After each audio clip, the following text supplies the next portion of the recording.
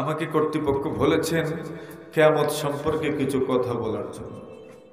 এখন কিয়ামত যে হইতো, কিয়ামতের প্রস্তুতি আসেনি আপনার? আছে? হ্যাঁ রে বাপ রে বাপ, কিয়ামতের বুঝি প্রস্তুতি আছে? দেখছেন মানুষ কত কিছুর প্রস্তুতি নেয়, এখন কিয়ামতের প্রস্তুতি নিয়েছেন। আসেনি কিয়ামতের প্রস্তুতি? হ্যাঁ, নবী আলাইহিস সালাতু ওয়াস সালামের এক সাহাবী আল্লাহ রাসূল সাল্লাল্লাহু আলাইহি ওয়াসাল্লামের কাছে আসলেন, আর আসার পরে বলেন, ইয়া রাসূলুল্লাহ মাতা সাআ, কিয়ামত কোন দিন? কিয়ামত কোন দিন? এই প্রশ্ন, ইয়া রাসূলুল্লাহ মাতা সাআ, কিয়ামত কোন দিন? আল্লাহর হাবিব জবাব দিলেন, পাল্টা প্রশ্ন করলেন, ওয়ামা আদাত্তা লাহা, কিয়ামতের কি প্রস্তুতি তুমি নিয়েছো? সুবহানাল্লাহ। তোমার প্রশ্নই তো বুঝে যায় কিয়ামতের প্রস্তুতি মনে হয় তোমার আছে, কিয়ামত হওয়ার জন্য তুমি মনে হয় আগ্রহী। আল্লাহর হাবিব বলেন, তুমি কি কিয়ামতের অপেক্ষা করছো? আল্লাহ রাসূল বলেন, ওয়ামা আদাত্তা লাহা, তুমি কিয়ামতের কি প্রস্তুতি নিয়েছো? আল্লাহর নবীর সাহাবী, এদের তো দিল আর এদের মুখ সমান, দিলে জান মুখেও তান, এমন নয় দিলে কিছু মুখে কিছু, এমন নয় এদের দিল আর মুখ সমান, দিলে যা আছে মুখ দিয়ে তা প্রকাশ পায়। আমরা তো ঠিক ঠিক এর উল্টা, দিলে এক কথা গোপন রাখি, মুখ দিয়ে আর কথা বলি, ঠিক কিনা?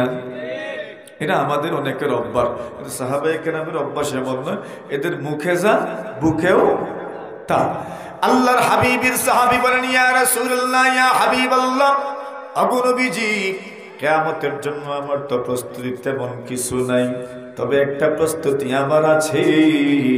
ইন্নী উহিব্বুল্লাহ ওয়া রাসূলাহ, আমি আল্লাহ এবং তার রাসূলকে ভালোবাসি। জোরে বলেন, আরো জোরে, আরো জোরে, হয় নাই? আরো জোরে, হয় নাই তো? আরে নবীগঞ্জের আওয়াজ দিবেন না, জোরে বলেন সুবহানাল্লাহ। এবার ঠিক আছে। নবী আলাইহিস সালাতু ওয়াস সালামের সাহাবী বলেন, আমি আল্লাহ এবং তার রাসূলকে ভালোবাসি। আল্লাহর হাবিব বলেন, তবে তো মাশাআল্লাহর কোনো কিছুর দরকার নাই। আল্লাহর হাবিবের সাহাবী বলেন, ইয়া রাসূলুল্লাহ, ইয়া হাবিবাল্লাহ, আমি তেমন বেশি নফল নামাজ পড়ি নাই, তেমন বেশি নফল রোজাও রাখতে পারি নাই, তবে আল্লাহ এবং তার রাসূলকে আমি মহব্বত করি। আল্লাহর নবী বলেন, তবে আর তোমার টেনশন কিসের? ইন্নাকা মা মান আহাব্বাতা, যার সঙ্গে তোমার মহব্বত, যার সঙ্গে তোমার মহব্বত তার সঙ্গে তুমি থাকবে, যার সঙ্গে তোমার মহব্বত তার সঙ্গে তোমার হাসর হবে। আনাস ইবনে মালিক বলেন, এই কথাটা যখন শুনেছি, ফামা ফারিহনা বিশাইইন বাদাল ইসলাম ফারহানা বিকাউলিন নবী সাল্লাল্লাহু আলাইহি ওয়াসাল্লাম, ইন্নাকা মা মান আহবাবতা। আল্লাহ নবী বলেছেন, যার সঙ্গে তোমার মহব্বত তুমি তার সঙ্গে থাকবা। ওই কথাটা শুনে যেই পরিমাণ আনন্দিত হয়েছি, অন্য কোনো কথা শুনে এত আনন্দিত হই নাই। কেন আনন্দিত হলাম? আনাস রাদিয়াল্লাহু তাআলা বলেন, আল্লাহ রাসূল বলেছেন, যার সঙ্গে মহব্বত তার সঙ্গে তুমি থাকবা। ওই কথা বলেন না যার আমলের মতো তোমার আমল হবে তার সঙ্গে তুমি থাকবা, ওই কথা বলেন নাই। বলছেন কি, যার সঙ্গে তোমার মহব্বত তার সঙ্গে তুমি থাকবা। আনাস ইবনে মালিক বলেন, ইন্নী উহিব্বু রাসূলাল্লাহ ওয়া আবু বকর ওয়া উমর, আমি তো রাসূলকে মহব্বত করি, আবু বকরকে মহব্বত করি, উমরকে মহব্বত করি। ওয়া আরজু আন আকুনা মাআহুম বিহুব্বি ইয়াহুম ওয়া ইল্লাম আ'মাল বিমিসলি আ'মালিহিম। আনাস ইবনে মালিক বলেন, আল্লাহ রাসূল তো বলেছেন, তুমি যার সঙ্গে মহব্বত তার সঙ্গে থাকবা। আমি তো রসুলকে মহব্বত করি, আমি আবু বকরকে মহব্বত করি, উমরকে মহব্বত করি। সুতরাং রসুলের কথা মতো আমি রসুলের সঙ্গে থাকার কথা, নবীজির কথা মতো আবু বকরের সঙ্গে থাকার কথা, নবীজির কথা মতো উমরের সঙ্গে থাকার কথা। কেন? আমি যদিও আল্লাহ রসুল সাল্লাল্লাহু আলাইহি ওয়াসাল্লামের মতো আমার আমল নয়, যদিও আবু বকরের মতো আমার আমল নয়, যদিও উমরের মতো আমার আমল নয়, যদিও উসমানের মতো আমার আমল নয়, নয়, যদিও আলীর মতো আমার আমল নয়, যদিও নবীর সাহাবীদের মতো আমার আমল নয়, কিন্তু তাদেরকে যেহেতু মহব্বত করি, নবীর কথা মতো তাদের সঙ্গেই আমাদের হাসর হওয়ার কথা, ঠিক কিনা? হ্যাঁ, কেন? আমরা তো তাদেরকে মহব্বত করি। আর রাসূল তো বলেছেন, ইন্নাকা মা'মান আহবাবতা, যার সঙ্গে তোমার মহব্বত তার সঙ্গে তুমি জান্নাতে থাকবা। তাহলে তো রাসূল সাল্লাল্লাহু আলাইহি ওয়াসাল্লামকে মহব্বত করি, তো নবীর সঙ্গেই তো জান্নাতে থাকার আশা আমরা করতে পারি। কথা বলে ঠিক না বে ঠিক? করতে পারেন তো? ওইটাই বলছেন, ইয়া রাসূলুল্লাহ, আমার তো তেমন কোনো ব্যবস্থা নাই, তেমন কোনো প্রস্তুতি নাই, তবে আপনাকে মহব্বত করি।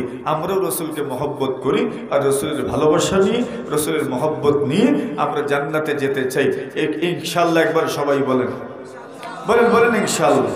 আল্লাহ তৌফিক দান করেন, বলেন আমিন। তাহলে দেখা গেল কিয়ামতের প্রস্তুতি, কিয়ামত সম্পর্কে রসুলকে অনেকবারই জিজ্ঞাসা করা হয়েছে। প্রায় মানুষই রসুলকে কিয়ামত সম্পর্কে জিজ্ঞাসা করত। রসুল আখিরাতের কথা বলতেন, ইমান বিল আখিরা, আখিরাতের উপর ইমান আনয়ন করো, ওই কথা রসুল উম্মতকে বলতেন, রসুল দাওয়াত দিতেন। এখন আখিরাতের উপর ইমান আনার কথা বললেই এরা বলতো, আচ্ছা মরতে হবে কি? আচ্ছা মরলাম, মনে করেন মরার পরে কি আবার জিন্দা হতে হবে? আল্লাহ কি আমাদেরকে আবার উঠাইতে পারবেন? এটা হলো তাদের যুক্তি। আল্লাহ তাআলা তাদের যুক্তির খণ্ডন করলেন, আফাআইনা বিল খালকিল আউয়াল। আল্লাহ বলেন, এরে বান্দা বান্দি আমার, আমি যখন তোমাদেরকে সৃষ্টি করেছিলাম, তোমাদের কোনো মডেল ছিল না, তোমাদের কোনো আকার ছিল না, আকৃতি ছিল না, তোমাদের কোনো ডিজাইন ছিল না, তোমাদের কোনো স্ট্রাকচার ছিল না। আমি আল্লাহ তোমাদের কোনো ডিজাইন না থাকার পরও তোমাদেরকে ডিজাইন দিতে পারলাম, আকার দিতে পারলাম, আকৃতি দিতে পারলাম, তোমাদের একটা সুরত দিতে পারলাম। আমি আল্লাহ তাআলা তোমাদেরকে ইন্তেকাল তোমাদের হয়ে যাওয়ার পরে আবার ওই ডিজাইনে, ওই সুরতে সৃষ্টি করাম। আমি আল্লাহর জন্য কোনো ব্যাপার নয়, ঠিক কিনা? যখন তোমাদের কোনো আকার আকৃতি ছিল না, তখন তোমাদেরকে নির্দিষ্ট একটা আকার দিতে পারলাম, আকৃতি দিতে পারলাম। এখন ওই আকার আকৃতিতে আবার সৃষ্টি করা কি আমার জন্য কঠিন? একবার হয়ে গেলে এই ডিজাইন মতো অন্য যে কেউ এই জিনিস বানাইতে পারে। দেখেন না, নকল করা কত সহজ, মানুষ নকল করে নিতে পারে। তো রাসূলুল্লাহ সাল্লাল্লাহু আলাইহি ওয়াসাল্লাম, আল্লাহ তাআলা রসুলকে এই কথা শিখাইয়া দিয়েছেন। মানুষ আপনাকে প্রশ্ন করবে কিয়ামত কোন দিন, আপনি বলে দিয়েন কিয়ামত কোন দিন হবে সুনির্দিষ্টভাবে ওই কথা জানেন একমাত্র কে? বলেন বলেন, কে জানেন? ইয়াসআলুনাকা আনিস সাআ আইয়ানা মুরসাহা। ওগো নবীজি, মানুষ আপনাকে প্রশ্ন করবে কিয়ামত কোন দিন, আপনি জানায় দেন কিয়ামতের সুনির্দিষ্ট ইলম, সুনির্দিষ্ট তারিখ একমাত্র কার জানা আছে? বলেন, কার জানা আছে? আল্লাহর জানা আছে। মানুষ মৃত্যুর তারিখটাও জানে না, তো কিয়ামত কোন দিন হবে ওই তারিখ জানবেন কেমনে? নিজের মৃত্যুর কথাও মানুষ জানে না, তো সব একসাথে মারা যাবে ওইটা জানার কোনো সুযোগই নেই, মানুষ জানতে পারবেও না। তো কিয়ামত হবে একদিন, এই কথার বিশ্বাস আমাদের প্রত্যেকের আছে না নাই? কিন্তু কোন দিন হবে এই কথা আমাদের কারো জানা নাই।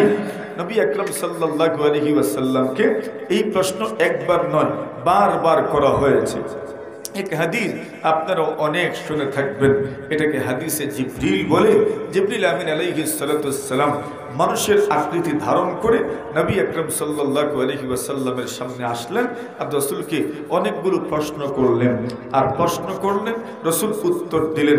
ওনার আসলে প্রশ্নের উত্তর জানা উদ্দেশ্য নয়, ওনার মূল উদ্দেশ্য ছিল সাহাবায়ে কেরাম যেন পুরা দ্বীনের সার নির্যাসটা বুঝে নেন।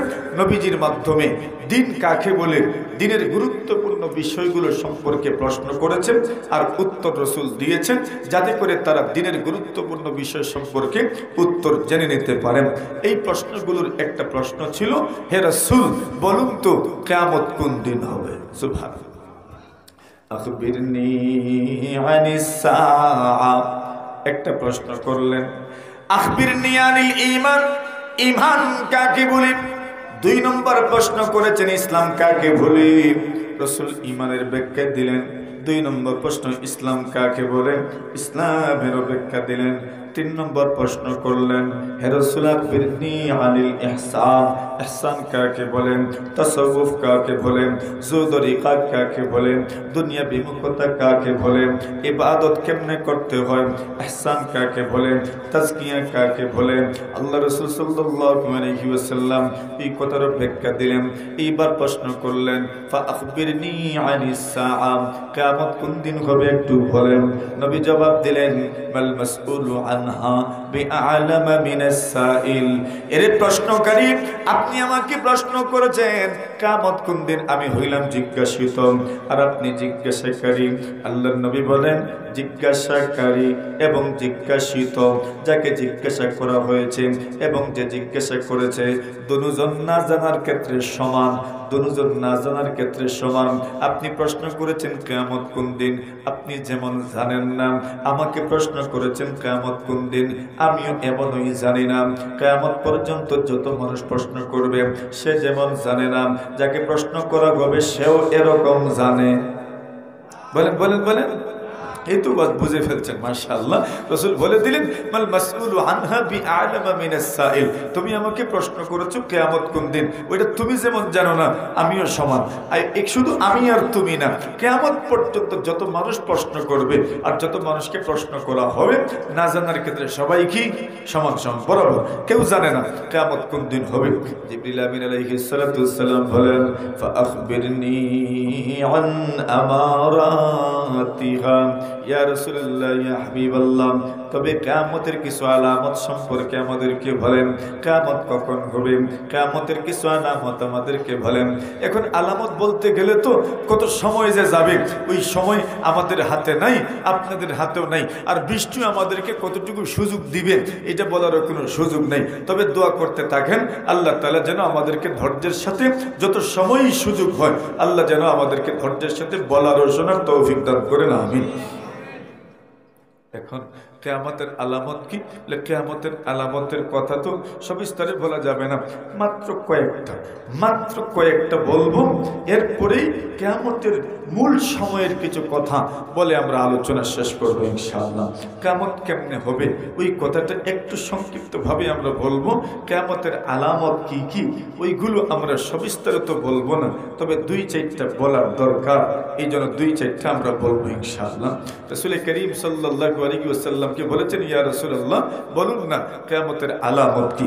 ফা আখবিরনি আন আমারাতিহা, কিয়ামত কখন হবে তা তো বললেন না, তবে কিয়ামতের কিছু আলামত বলেন, চিহ্ন বলেন, নিদর্শন বলেন।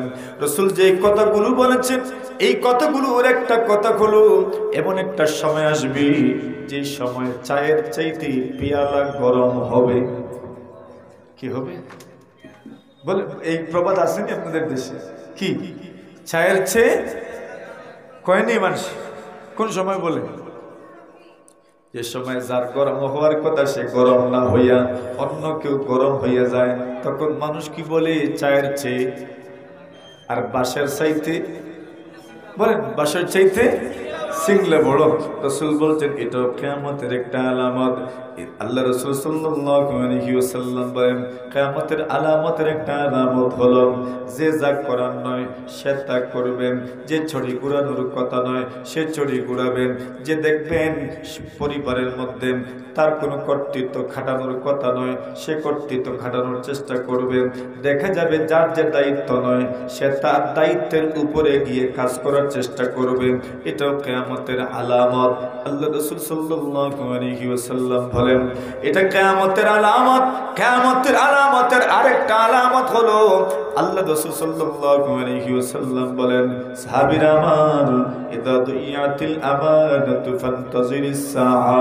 আল্লাহ রাসূল বলেন, যে সময় আমানতের খেয়ানত শুরু হয়ে যাবে, তুমি কিয়ামতের অপেক্ষা করিও, কিয়ামতের অপেক্ষা করিও। আমানতের খেয়ানত শুরু হয়ে যাওয়া, এটা কিয়ামতের লক্ষণ। কিসের লক্ষণ? কিয়ামতের লক্ষণ। এখন এক সাহাবী বললেন, ইয়া রাসূলুল্লাহ, আমানত কিভাবে নষ্ট করা হয়? আল্লাহ নবীর সাহাবী প্রশ্ন করলেন, কাইফা ইদাতুহা ইয়া রাসূলুল্লাহ, আগো নবীজি কিভাবে আমানতের খেয়ানত করা হয়, কিভাবে আমানত নষ্ট করে দেওয়া হয়? আল্লাহ রাসূল সাল্লাল্লাহু আলাইহি ওয়াসাল্লাম জবাব দিলেন, ইযা উসিদাল আমরু ইলা গায়রি আহলি ফান্তাজিরিস সাআ।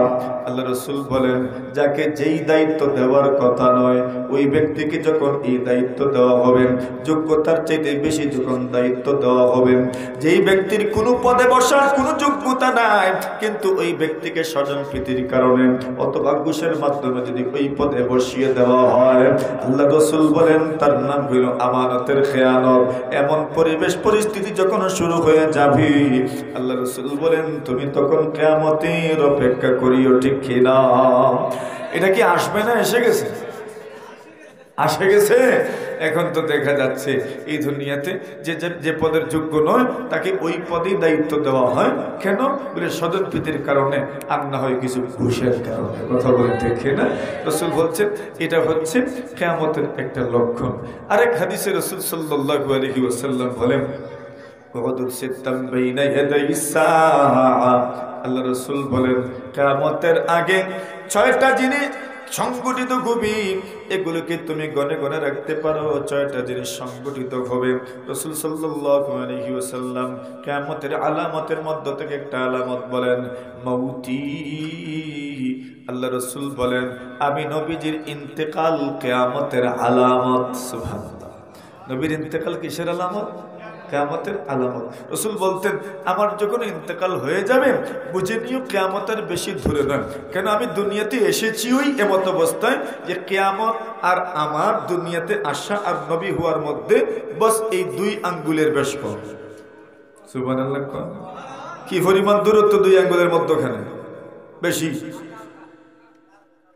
দাঁড়ই তো, একদম দাঁড়ই তো। রাসূল বলেন বুইস্তু আনা ওয়াসসাআতু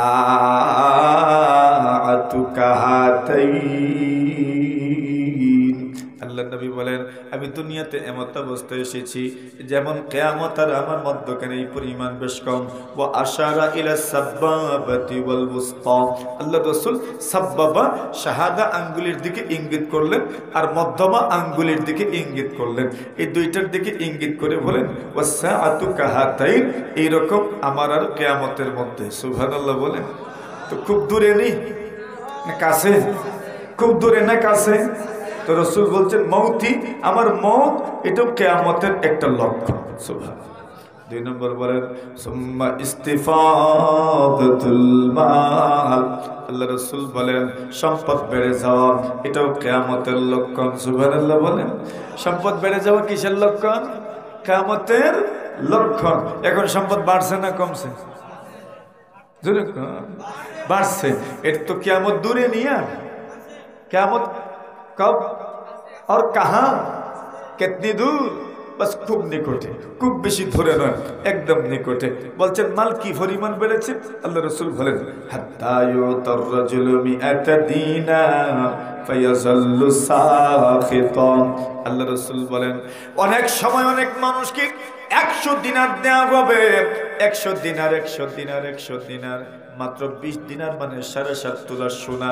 এবার চিন্তা করেন 100 দিনার কত তোলা সোনা? ও ভাই 1 তোলা সোনার দাম 1,35,000। আল্লাহ রাসূল সাল্লাল্লাহু আলাইহি ওয়াসাল্লাম বলেন 100 দিনার দেওয়ার পরেও তার মন ভরবে না। এখন তো দেখা যায় আমাদের সমাজে যারা ফকির মিসকিন গরিব আছে 1 টাকা দিলে সব বড় বড় কইরা তাকায়। আসেনি? 5 টাকা দিলেও মন খুশ হয় না, 10 টাকা দিলেও তার মন ভরে না। এমন ভাবে তাকায়, বোঝা যায় দিয়ে অপরাধ করছে। কথা বলেন ঠিক না? রাসূল সাল্লাল্লাহু আলাইহি ওয়াসাল্লাম বলেন হাত্তা ইউতার রাজুলু মিআতা দিনার ফায়াযাল্লু সাখিতান। আল্লাহ রাসূল সাল্লাল্লাহু আলাইহি ওয়াসাল্লাম বলেন কিয়ামতের লক্ষণের একটা লক্ষণ হইল এই দুনিয়াতে মাল বাড়বে, সম্পদ বাড়বে, সম্পদের আধিক্য দেখা দিবে। সম্পদের আধিক্যের কারণে একজন মানুষকে 100 দিনার দিলেও তার মন খুশ হবে না, মনটা তার খুশ হবে না। এখন এটা শুরু হয়ে গেছে সর্বক্ষেত্রেই। এখন কিয়ামতের আলামত ছোট যেগুলো আছে এগুলো পাওয়া যাচ্ছে কিনা? নবী আলাইহিস সালাতু ওয়াস সালাম বলেন সুম্মা ফাতহু বাইতুল মাকদিস আল্লাহ রাসূল বলেন কিয়ামতের ছোট লক্ষণের একটা লক্ষণ হইল বাইতুল মাকদিস বিজয় হবে। জোরে বলেন সুবহানাল্লাহ। বাইতুল মাকদিসের বিজয় কিয়ামতের লক্ষণ, বাইতুল মাকদিসের বিজয় কিয়ামতের লক্ষণ। মনে নাই কেন ওইগুলো?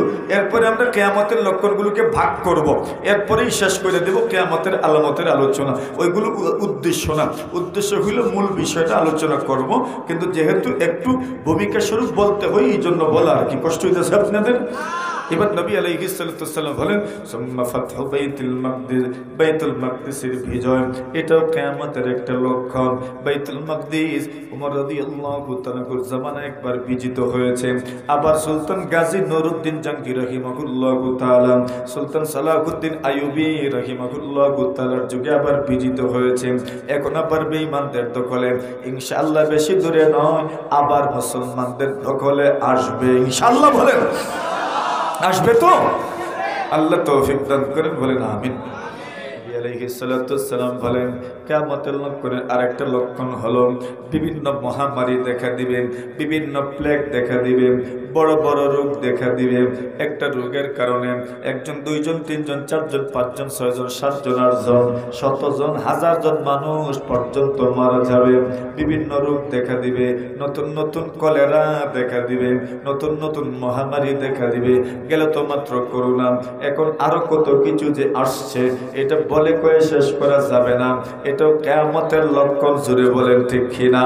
নবী আলাইহিস সালাতু ওয়াসসালাম বলেন কিয়ামতের লক্ষণের আরেকটা লক্ষণ হইল মানুষ সরকারি সম্পদ নিজের সম্পদের মতো মনে করবে, সরকারি সম্পদ নিজের সম্পদের মতো মনে করবে।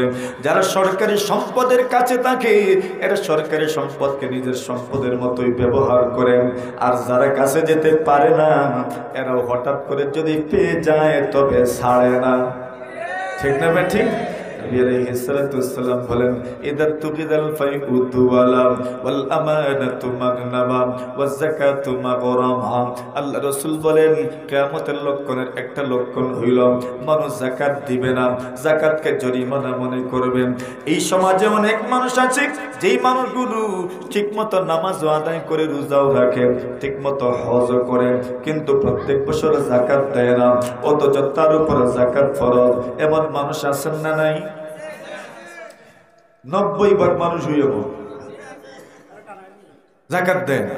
রাসূল সাল্লাল্লাহু আলাইহি ওয়াসাল্লাম বলেন এমন মানুষ দুনিয়াতে আছে যারা যাকাত প্রদান করে না। আসেন ভাইরা আমার, আল্লাহ রাসূল বলেন কিয়ামতের ছোট লক্ষণের আরেকটা লক্ষণ হইল আল্লাহ রাসূল বলেন একজন মানুষ তার বন্ধুকে কাছে ভিড়াবে, বাবাকে দূরে ঠেলে দিবে, বন্ধুর পিছনে 1000 টাকা বিল উঠলেও দেয়, কিন্তু বাবাকে 10টা টাকাও দেয় না, 100 টাকাও দেয় না। ওয়া আকসা আবাহু ওয়া আদনা সাদিকহু, বন্ধুকে কাছে টানবে, বাবাকে দূরে ঠেলে দিবে। আছে না নাই? আছে। নবীজির কথা সঠিক তো? কিয়ামত আর কত দূর? না খুব কাছেই। নবী আলাইহিস সালাতু ওয়াসসালাম বলেন ওয়া আক্কার রাজুলু উম্মাহু, আল্লাহর হাবিব বলেন এই পৃথিবীতে অনেক মানুষ থাকবে যারা মায়ের নাফরমানি করবে, ওয়া আতাআ যাওজাতুহু, আর ম্যাডামের কথা মানবে। কার ম্যাডাম চিনেননি? রাসূল বলেন আক্কা উম্মাহু, মায়ের নাফরমানি করবে, ওয়া আতাআ যাওজাতুহু, স্বরাষ্ট্রমন্ত্রীর কথা মানবে, ঘরবালির কথা মানবে। ঘরবালির কথা মানা ভালো আমল, তবে ঘরবালির কথা মানতে চাইয়ে যদি মাকে আলাদা করে দিতে হয়, মায়ের সাথে নাফরমানি করতে হয়, আল্লাহ রাসূল বলেন না না, তোমার জন্য তা কখনোই সম্ভব নয়, উচিত নয়, তোমার জন্য জায়েজ নয়। তাহলে এটাও কিয়ামতের আলামত। আল্লাহর হাবিব বলেন ওয়াতুল্লিমা, এই দুনিয়াতে মানুষ ইলম অর্জন করবে, কিন্তু ইলম যে অর্জন করবে দিনের জন্য নয়, দুনিয়ার জন্য। আছে না নাই? বলেন বলেন। দুনিয়ার জন্য ইলম অর্জন করে, দিনের জন্য ইলম অর্জন করে না। শুনেন রাসূল বলেন ওয়াজাহারাতিল আসওয়াতু ফিল মাসাজিদ, আল্লাহর ঘর মসজিদের মধ্যে সুরগুল বেশি হবে, সুরগুল বেশি হবে, মসজিদের আদব রক্ষা করা হবে না, মসজিদে সুরগুল বেশি করা হবে। ওই অবস্থা বর্তমানে শুরু হয়ে গেছে। বলেন ঠিক কিনা? আল্লাহ রাসূল সাল্লাল্লাহু আলাইহি ওয়াসাল্লাম বলেন লিয়ালিনি মিনকুম উলুল আহলামি ওয়ান নুহা, আল্লাহর হাবিব বলেন নামাজে আমার পিছনে কে থাকবে? আল্লাহ রাসূল বলেন লিয়ালিনি মিনকুম উলুল আহলামি ওয়ান নুহা।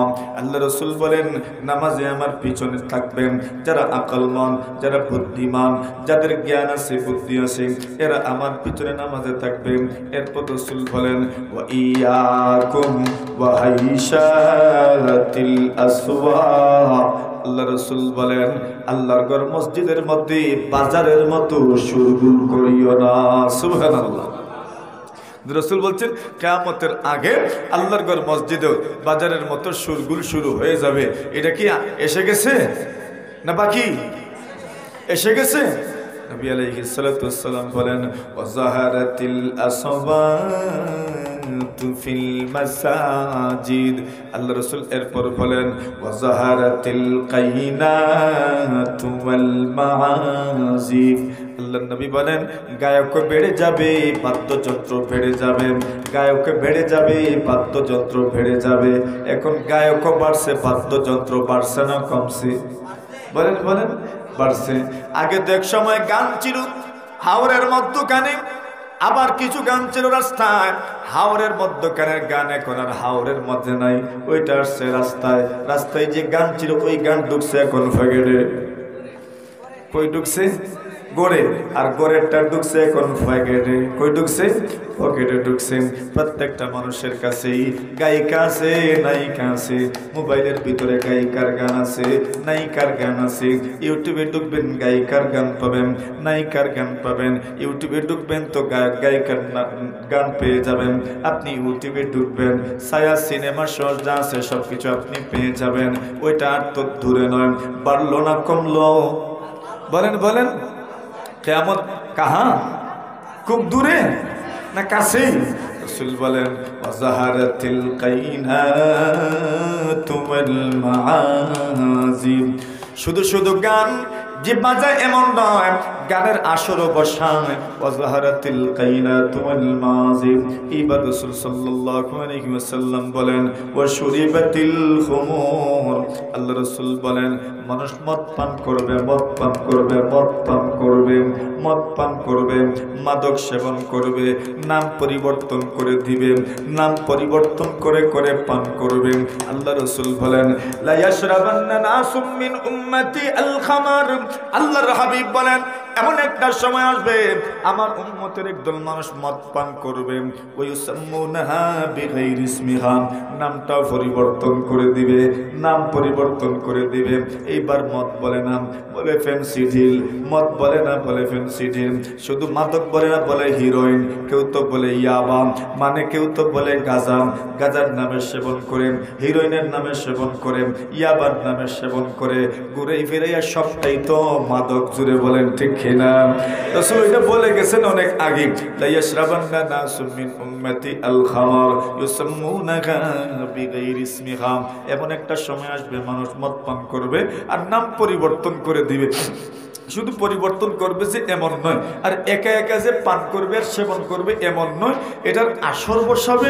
আর একদিকে মদ সেবন করবে, মদ পান করবে, মাদক সেবন করবে, আর অন্যদিকে আপনার আপনার নর্তকীর মাধ্যমে নৃত্য পরিবেশন করা হবে, গান পরিবেশন করা হবে। এমন আসর কি বসে না? আল্লাহ রাসূল বলেন ইউযাফু আলা রুউসিহিম বিল মুগান্নিয়াতি ওয়াল মাআজিব। আল্লাহ রাসূল বলেন যথারীতি মদের আসর বসবেন, গানের আসর বসবে। একদিকে মদ পান করানো হবে, আরেকদিকে গান পরিবেশন করা হবে। আল্লাহর হাবিব বলেন যারা এগুলোর সঙ্গে জড়িত থাকবে, আল্লাহ রাসূল বলেন ইয়াকসিফুল্লাহু বিহিমুল আরদা ওয়া ইয়াজআলু মিনহুমুল কিরাদাতা ওয়াল খানাজির। আল্লাহ রাসূল বলেন এদের পরিণতিটা কেমন হবে? রাসূল বলেন আল্লাহ পরবর্তীকারে আলম এদেরকে মাটির নিচে ধসায়া দিবেন। নাউযুবিল্লাহ। মাটির নিচে ধসায়া দিবেন। 2 নম্বর শাস্তি দিবেন ওয়া ইয়াজআলু মিনহুমুল কিরাদাতা ওয়াল খানাজির। আল্লাহ তাদেরকে বানর আর শুয়োর বানায়া দিবেন। জোরে বলেন নাউযুবিল্লাহ। এর অর্থ কি? এর অর্থ হলো এদের অভ্যাস আর বানরের অভ্যাসে খুব একটা বেশ কম থাকবে না, প্রায় কাছাকাছি। বাস্তবেই তো এদের অভ্যাস দেখেন, বানরের অভ্যাসের মতো এদের অভ্যাস দেখেন, সব জায়গায় এক জায়গায় থাকে না, স্থিতিশীল থাকে না। এরা বান্দরের চাইতেও আরো খারাপ। এরা সবসময় রূপ পরিবর্তন করে, এরা সবসময় তাদের দিশা পরিবর্তন করে। এখন এক কথা বলবে তো আরেকক্ষণ আরেক কথা বলবে। এত ধূর্ত হয় আর এত কৌশলী হয়, এরা বানরের মতোই হয়। কথা বলে ঠিক নেই? নবী আলাইহিস সালাম ওই কথাই বলছেন, ওয়া জালু মিনহুমুল কিরাদাতা ওয়াল খানাজির। আল্লাহ তাআলা এদেরকে বানরে রূপান্তর করে দিবেন, আল্লাহ তাআলা আরো নিকৃষ্ট প্রাণীতে এদেরকে রূপান্তর করে দিবেন। তো দেখছিলাম, আমরা শুনছিলাম কিয়ামতের ছোট্ট ছোট্ট কিছু আলামতের কথা রাসূল সাল্লাল্লাহু আলাইহি ওয়াসাল্লাম বর্ণনা করছেন।